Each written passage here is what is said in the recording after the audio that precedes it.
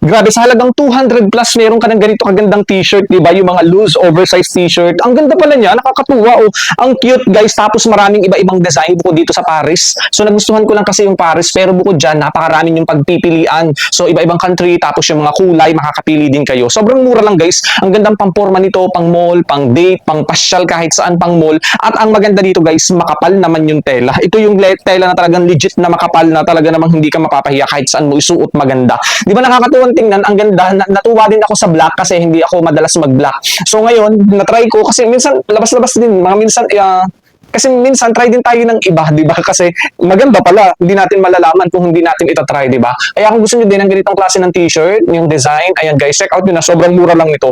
Ayan, quality yan, ang gandang pamporma, di ba? Hindi nakakaya suotin kahit saan kasi makapal, di ba? Hindi mo kang pucho-pucho. Ang quality, legit na legit yan guys, grabe. Tuwa nga ako kasi ina-expect ko baka mamaya yung manipis, baka mamaya yung tela niya yung parang madaling mabutas. Eto guys, hindi, grabe, nakakatuwa. Kaya sa halagang 200 plus, sobrang sulit mo dito. Pwede pa yan sa babae, pwede sa lalaki. Kaya kung gusto nyo, aba, check out na!